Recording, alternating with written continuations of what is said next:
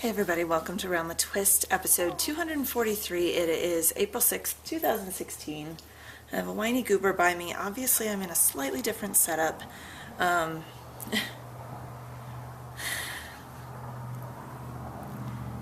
it has been a day. I thought I'd be recording a little sooner. I thought I'd have half of a cooking day done for my freezer cooking, but I'll get to that in a bit. But basically, Tara got sick a couple days ago, started having some nasty, I call them eye boogers, out of her eye. Not the usual, all the crusties you get when you sleep. This is like, it looked like boogers coming out of her eyes. They were green, just to overshare. It was nasty. So I had to take her to the doctor this morning. Went from there to the grocery store to pick up some things I forgot for my freezer cooking. Then went over to the pharmacy to get her eye drops. And oh yeah, we've got that. We have 10-15 minutes. 45 minutes later, it still hadn't been filled. So I was like, look, I've got to go. I've got groceries in the car. And they just kind of go, oh yeah, sorry about that. Kid you not, 2 minutes after I get home, the phone rings and it is the pharmacy. The little automated thing from the pharmacy calling to say my prescription is ready for pickup. And then I get there and I didn't even bother to go inside. I went through the drive-thru and it was still like a 10-minute wait at the drive-thru window to pick stuff up. So I'm sorry. It's if I'm not in as good of a mood as I normally am, I'm just ticked off at life right now. So full disclosure, I don't even have coffee with me. That's how I am. I'm trying to get my stop scratching. I'm trying to get my cooking started. I can't seem to get motivated. I only have 2 days off of work to get this done before I work the weekend. I'll talk about this all later. Sorry, you came here for knitting. There is very little knitting, but there is some, so let's get started. I have one new thing on the needles that I am calling the Very Merry Unbirthday Birthday Socks. So you all know my friend Sarah, who was one of my college roommates. She was the maid of honor at my wedding. We've been friends since 2000. So almost 16 years now. Phoebe, what are you doing? She's like nesting in a blanket. Okay. She is one of the few knit-worthy people in my life. And so as such, she gets hand knit socks for Christmas and birthday. And I told her, if you ever want me to do something else, she's like, no, I love your hand knit socks. So she will continue to receive them. So these are for her. I pulled out a pattern I've used for her before, but it was while the show was on its little year-long break. It is the Zigzagular Socks by Prairie Girl Designs, Susie White specifically. You can find the pattern. It's over on Ravelry, available for free. So definitely add it to your list. It is a very well-written pattern. I enjoy it immensely. So much so I think this is either my third or my fourth time knitting it, because when I first knit it, I knit a pair of socks thinking they'd be for me, and then I gave them to Sarah. I knit another pair that I thought would be for me. I ended up giving them to my mom. I haven't even made a pair of these for myself, and this is my third pair. I should probably do that at some point, but Sarah needs a new pair of socks, so here they go. I'm using Blue Moon Fiber Arts socks that rock lightweight in the colorway Mad as a March Hare, which this is from, I think it's from, no. Yeah, it was from the Rockin' Sock Club a couple of years ago. And the yarn, it's very kind of different. It's got all those beautiful greens that Tina loves to dye. A lime green, but then almost a softer mint green, and then there's a lot of the dark gray, and then the pink, which I kind of see as the bunny nose. But knit up, I'm doing the size 64, or 64 stitch. The pattern does come in 3 different sizes, I think a 56, a 64, and a 72. Knitting on a US 1.5, which is a 2.5 millimeter needle, and I am 1 pattern repeat down the leg. So I've got my ribbing done, and it's a 1x1 twisted rib, and then I'm working on the pattern. I was going to try to do it without a cable needle, because honestly I couldn't find my cable needles. And then, see those two bigger stitches at the top. Yeah, that's from me trying to cable without a cable needle. I used to be able to do this. I can't. I'm awful at it. And the only cable needle I can find are these little straight lantern moon cable needles. I hate this. This to me, this is like a toothpick. So I might have to abscond with a paper clip from work and unbend it to make myself a cable needle. I don't know where my Celtic Swan Forge cable needles are.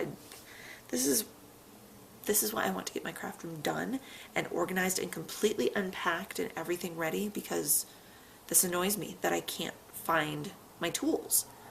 But anyway, I was able to find the needle I wanted. I think these are Addi Turbo. I don't think these are lace. I think these are just Addi Turbos, if I remember right. But I'm liking it. It's doing its little spirally pooling thing. I like that very much. So kind of striping, but spiraling. Honestly, that is pretty much the only knitting that I did all week. Yeah, sad, I know. But my mom and dad came out to visit and I was working, and then with Tara sick, and I've just been wiped this week for whatever reason. And I'll be honest, I didn't feel like knitting. There are evenings I'm like, I should pull out the knitting. There was one night in particular, I got home from work and I actually grabbed my knitting bag and had it sitting on my lap, and I just sat there for an hour and then went, okay, I'm going to bed. Never touched the knitting, never even opened the bag. It was kind of sad, actually. But this is riding around in my Tangerine Designs TARDIS yarn storage bag. So I haven't touched the sweater. I did the last little bit, so my FO of the week is my special snowflake socks. And my sock blockers are downstairs, so make do.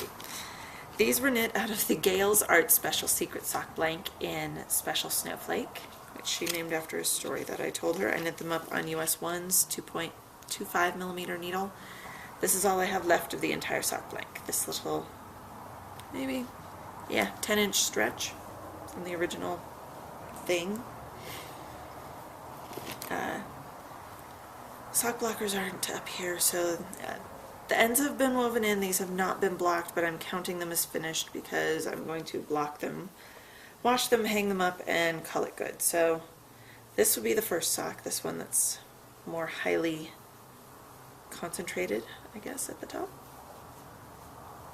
The other one, this one, is the second one. These are a 72 stitch vanilla sock with a slip stitch heel flap, traditional top-down heel flap gusset.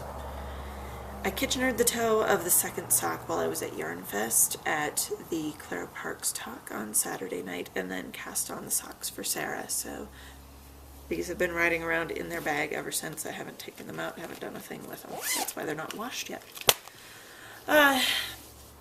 So I started those January 4th, finished them April 2nd. That took me forever. Just under 3 months for a pair of socks. That's pathetic. I need to really give myself a swift kick in the butt and just force myself to knit in the evenings no matter how tired I am. It was a stockinette sock, for crying out loud. I should be able to do a vanilla sock, right? I should. But, so Yarn Fest. Ended up just going on Saturday. There was no market on Sunday, which I really think was a mistake. Interweave people, if anyone's watching, have the market open at least for a little bit on Sunday. It would be kind of nice for people who only get the weekend off. They might have plans on Saturday, but they'd be able to make it for like the half day on Sunday, and might give your vendors a little bit more of a chance. I mean, the Saturday market, when I was there, it was pretty packed, and Sunday might be too. But just the opinion of one random podcaster, so there you go. Oh, you might have a little more, sorry, I should have warned you, you might have a little more ambient noise because the windows are open and we're really close to the main window. So I took my mom, we went to the market on Saturday, probably about, I think we left here 10:30. We got there around 11. Place was pretty packed. I mean, I didn't see many booths that didn't have people in them. It wasn't a massive crush of humanity like Rhinebeck is, but it was still, it was pretty busy. I only came away with two things. I had plans to buy yarn unless something really spoke to me, which I mean, things did, but they went, I probably have something like it at home. And I made note of the vendors so I could have a chance to see them again. So as I went down the line, I actually made like one walkthrough, and I don't think I was even in the market 5 minutes, and I lost my mom. She was behind me, and by the time I got to the end of the aisle, I turned around and she had just disappeared. So I did my whole walkthrough, made note of places I wanted to go back to. I was taking notes on my phone. And then I texted her saying, I lost you, where are you? And she texted me back a few minutes later telling me what booth she was in, and went and found her. And then we went back and we walked the market together. And the first place I went was Yoth. And I don't know if it was just because I bought so much yarn, which I didn't think I bought that much, but I got this lovely tote that says I want it all. And Yoth is based out in the Pacific Northwest. I'm not sure exactly where. I haven't had a chance to look that up. I had never heard of them. So they had all these different great, I guess I'd call it guy colors.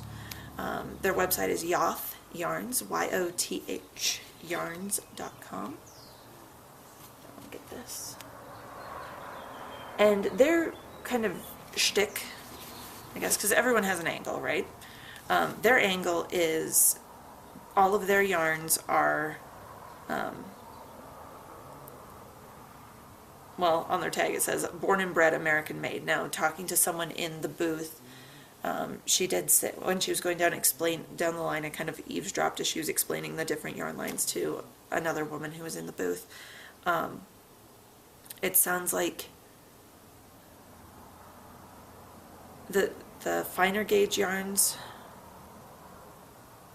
they're sourcing them from overseas for right now and hoping, and those were the ones that were also partial cashmere content, but they're hoping to get that switched to American wool only in the very near future. So as of right now, it's not all born and bred, but then the yarn is then brought, or the wool is then brought to the US, where it is milled and spun and dyed, and then they go from there. So I got some of their father line, and I ended up with 4 skeins of it, I think. Yeah, 4 skeins in this lovely olive green color. And I'm going to use this to make a sweater for Gabe. Now the father line, they have one, it's like father, mother, I think there's a big little brother, little sister, and there might be a big brother or a big sister one. Father, mother, little sister, for sure. I think there was a 5th line, though. So the father is 220 yards in a skein. It's a domestic Rambouillet wool, and it's a worsted weight yarn. So we've got all that in this lovely color that they call olive. It is not superwash. It is a hand wash, lay flat to dry. I bought enough yardage to make the Lancelot sweater for Gabe. And right now the kids are in 4T. I'm hoping they'll stay in 4T at least through part of next year, and be a 5 to a 6. So I'm planning on making a size 6T. Yeah, I know, they're getting huge. But that's the plan. Eventually I need to get going on those. I know we're coming into summer. What am I doing? I'm making a worsted weight sweater for my son that he'll be able to wear for 2 years. Fingers crossed. And then a little further down was the lovely Lisa Souza. And now I've knit with Lisa's yarns. I've known of Lisa for years and years, to back before I started the video cast. And so I was very anxious to get to her booth because I haven't seen her in person since, I'm trying to remember if she was at Sock Summit. I think she was at the first one, but I can't remember if she was at the second one. So I went in. So Lisa Souza has wonderful, wonderful dye colors. And I'm sorry, I just pulled everything out in front of you. Her website is lisanit.com. And she is out of Placerville, California. She and her husband were there, and they were fantastic. I got some of this. I had planned, the other thing I had planned, so I had written down sweater patterns, approximate yardage I'd need, and who it was for. So I wanted to get one sweater's worth for Tara, one sweater's worth for Gabe, and then I have another kind of summer sweater thing that I want to do for Tara, but I didn't find anything for that one. So I got some of her Blueface Leicester worsted. And again, this is not superwash. I know, I'm trusting my children to not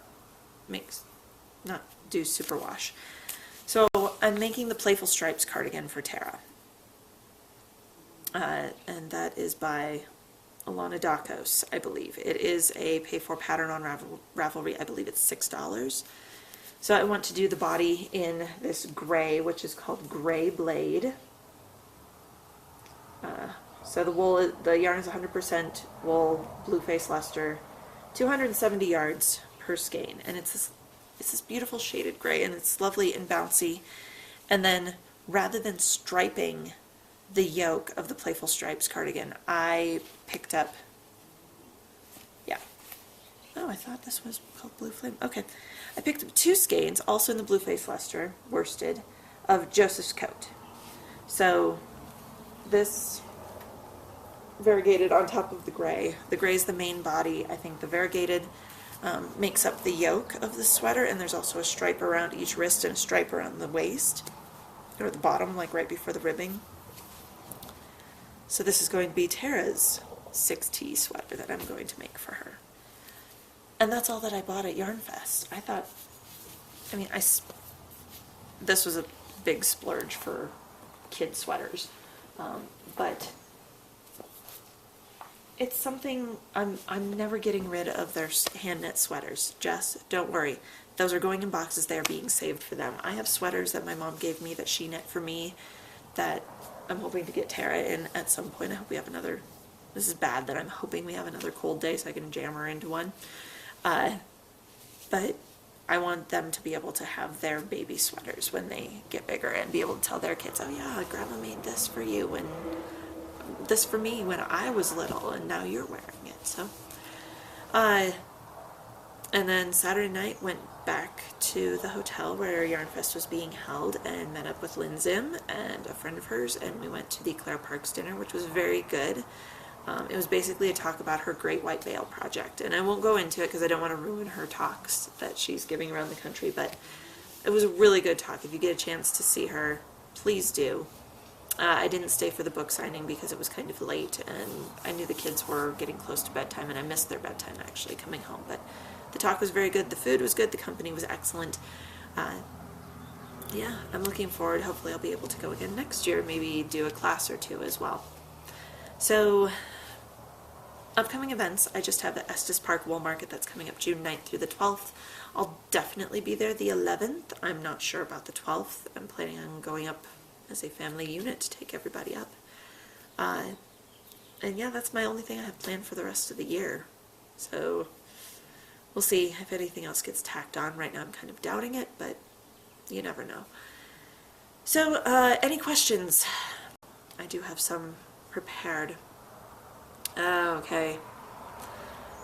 And I knew this one was coming. It's been coming quite a while. I am a Knitting Ninja asked, when are you going to put out your scarf?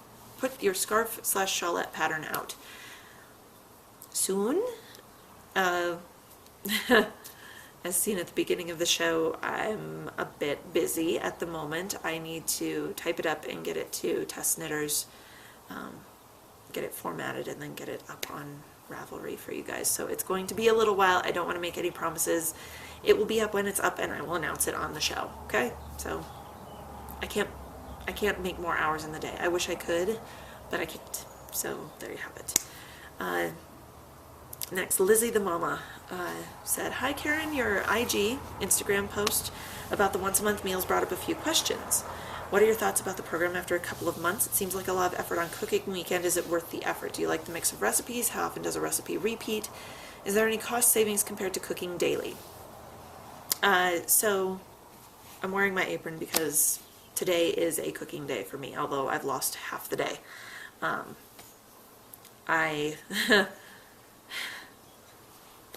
So let's start at the beginning. What are my thoughts about the program after a couple months? I've actually been doing this for a year. I don't actually cook every month. I cook about every other month. I've done this about 6 times now. I think I'm getting ready to do time number 7. And I enjoy it. I enjoyed it enough that I purchased a basic membership to start with. And then we wanted to repeat some of the recipes, and the only way you can do that is to make a pro account. So I ponied up the money and paid the pro account fees, and that allows me to swap out recipes that if there's something that month that we don't particularly care for. Like, I couldn't understand why the March recipes had like 3 soups. I mean, I love soup, don't get me wrong, but that's a lot of soup. So we swapped out a bunch of them, swapped in some recipes that we wanted to repeat again. We don't typically do the breakfasts, or if we do, we give it to the kids and they don't always eat them. So rather than waste that food, time, money, I just get rid of the breakfast and swap in some extra lunches or dinners that we will use and actually eat and can take to work. I think it's worth it personally because every month is something new. It's expanding our palates. It's forcing us to not eat the same 5 casseroles over and over and over again and start getting sick of the same meals all the time. It's,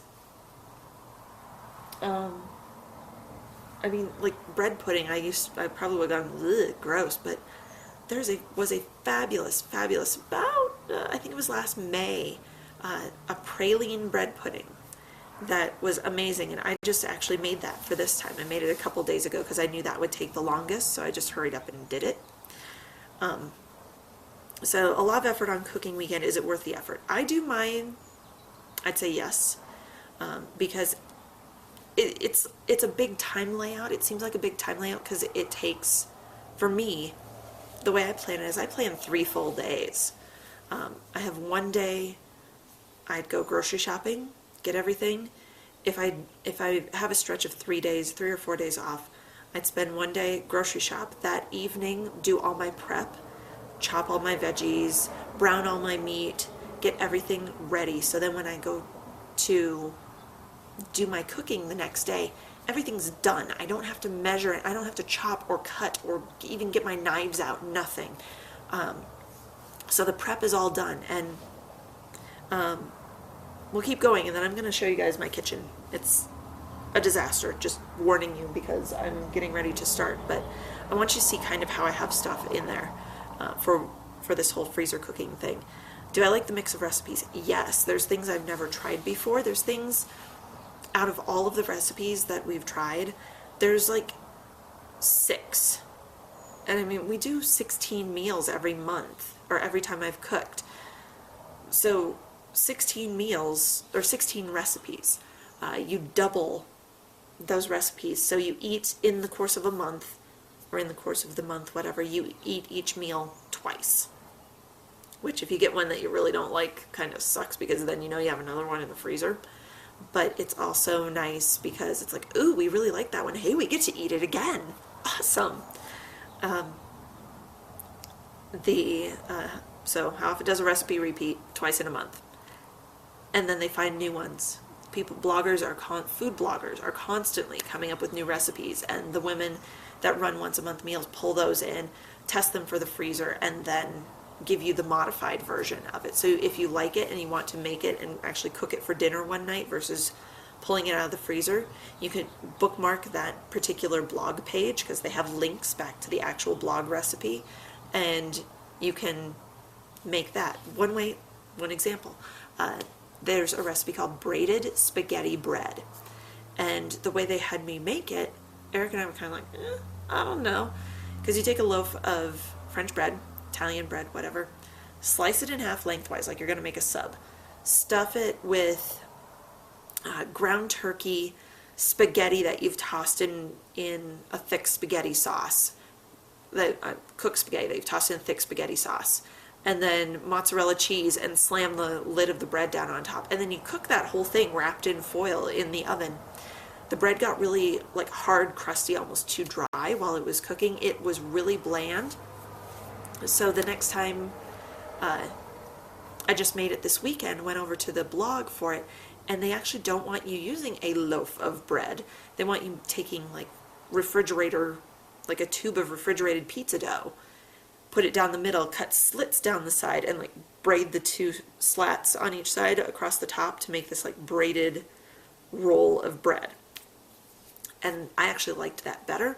I also used a lot more spices, added some oregano, some thyme. What else did I toss in? Garlic powder, garlic and everything. I put onion in with the ground turkey this time, just to get it some more flavor, because the first time we did it was very bland. So that's the nice thing too. You can take the recipes, if you want to reuse them, tweak them, write in what your things are. So, let's see, what else? What other question? Any cost savings compared to cooking? Again, it's a bigger, just like it's a bigger outlay of time on your cooking weekend, it's also a bigger outlay of, you go to the grocery store, you buy everything on the shopping list, you get up there, they ring everything through, and you kind of go, oh my God, I'm spending that much money. But then when you divide it up among a month, I've found I'm actually saving money, because I'm not having to run to the grocery store every week, and I'm not having that temptation of, oh yeah, let's get potato chips this summer. Oh yeah, let's toss a frozen pizza in, which, not to say we don't eat frozen pizza too, but so come with me. We're going to go, those of you who are motion sick, I'm very, very sorry, because we are going to move. So here we go. So we're going to come out into my kitchen with me. Now, I have an IKEA bookshelf here that is kind of my pantry, because my pantry is that teeny little door right over there. So usually I would do this the day before, but I just did it this morning. I have all of my ground beef browned, ready to go, and I did that all in the crock pot, so that was quicker. I've got my chicken thawing in the sink.